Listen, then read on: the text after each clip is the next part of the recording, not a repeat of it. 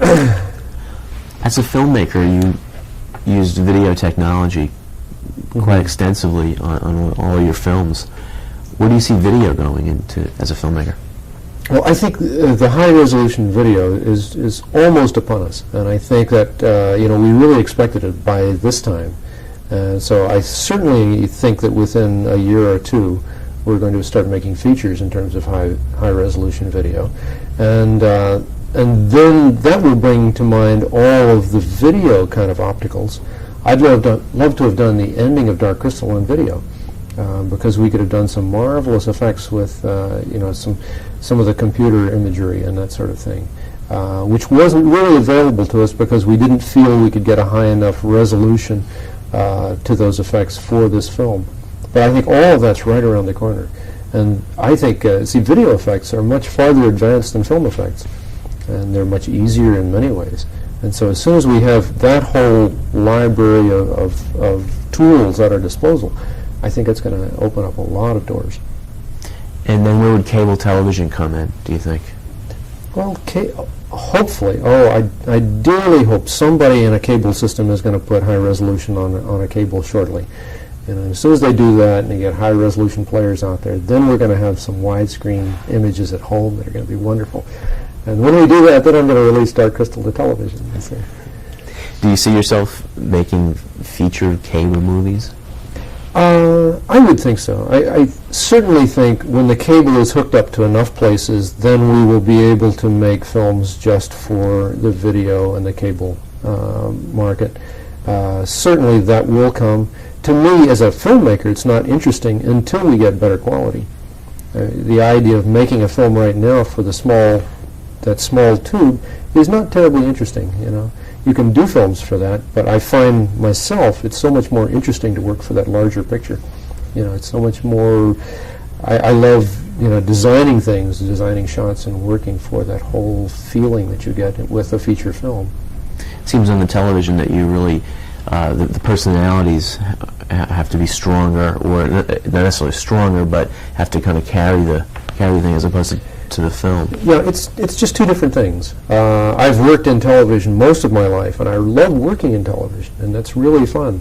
But it is a different kind of thing, and what you do for television, what you do for the small screen, is something entirely different than what you do when you're sitting in a room and looking at a big screen. They're equally valid, and in many ways I like them the same. But what I'd hate to see is I'd hate to see us lose the big screen. I'd hate to ever see that go. On Dark Crystal, you modified a Steadicam, I understand? We used some of the techniques from Steadicam's harness, because what they had, the first time I tried a Steadicam, I was just delighted with the way it transfers all of the weight of a camera. I don't know whether people know what Steadicam is, but it's that camera system that the cameraman walks around, and the camera floats here in front of his face, and all of the weight is transferred down to the hips. And you find you can handle a lot of weight if you can transfer it to the hips. And so it was that concept more than anything that we did with all of our big creatures in Dark Crystal. If a person is carrying the weight, instead of carrying it on his shoulders or anywhere up in here, if we can get the weight down onto the hips, then you can work inside a great deal more comfortably. You can stay there a lot longer, and the basic movement is a lot better. What kind of work did you do with George Lucas's Industrial Light and Magic operation? Well, ILM did all of the matte paintings in the Dark Crystal. There were about a half dozen, which I thought were extraordinarily good. They just did a beautiful job on that. That was really all that they did for us. Most of the other effects were all done in England. And that would include the castle? No, the castle was actually a model, and that was shot in the studio in England. So the model and all of those effects were done there. And I understand that Lucas contributed the suggestion of an opening narration? Actually, maybe not so much the opening narration. He had several really good ideas. He screened the film Midsummer. Gary showed it to George, and they talked about it a lot that evening and came back with several really nice thoughts. We took one little section of the film that was about 3/4 of the way through and moved that up the front, and the narration from Jen, George was also suggesting.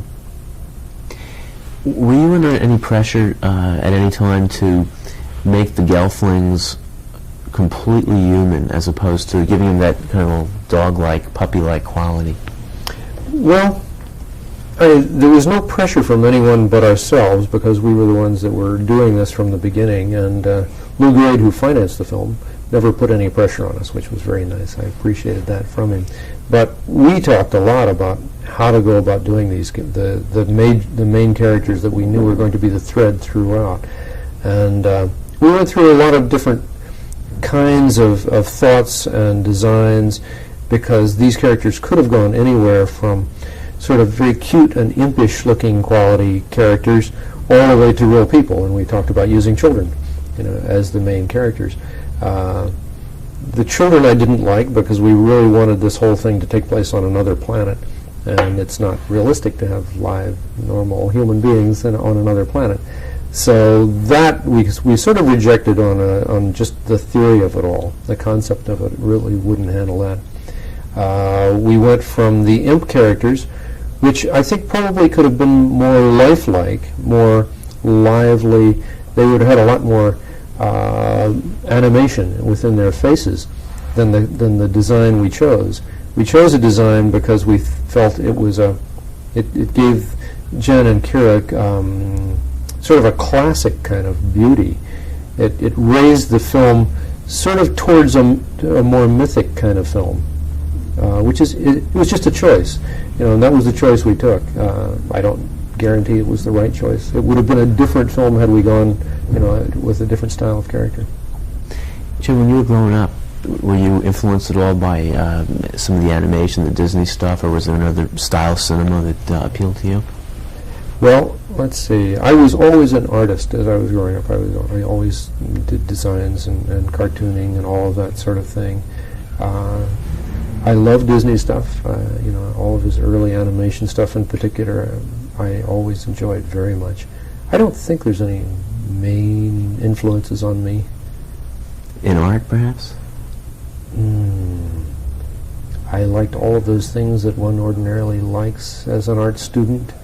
I can't think of anything that comes to mind that would be meaningful here. When you were shooting Dark Crystal, were there ever times when, because of the great complications of shooting, that there would be tension on the set that would then be alleviated by a flash of humor? Is there any instance you can relate like that? Oh, I think that happened. That tended to happen throughout. We had, because of the fact that we had people like Dave Golds, who was one of our Muppet Show performers. Dave was doing some characters. Frank was doing a couple of characters.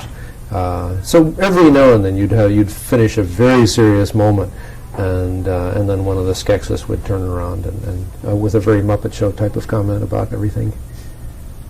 John, just two more questions. Okay. Jim, what are you currently working on? Well, we're working on a new television series for home box office that we call Fraggle Rock. And so this is a half-hour show that we're doing that will begin in January. And so that's something that's very exciting to us, because for that show we also created a whole different world of Muppets. This is a Muppet show, and but it's all new characters. So that's very exciting. We're talking about doing another Muppet movie, which we might shoot this coming summer. Like that. How do you manage to juggle the Muppets and your feature filmmaking career? Well, I've always operated doing a few things at the same time, and I guess probably most people in this business do. So all the time we were doing the Muppet Show, we were either working on a Muppet movie or the Dark Crystal. We've always done that kind of thing, and I find it very exciting for myself, because I don't get tired of what I do. I work in one capacity for a while, and about then it's time to jump over to another job and do another kind of thing, which is, to me, it's just fun. Thanks a lot for being on the show, and best of luck with Dark Crystal. Thank you.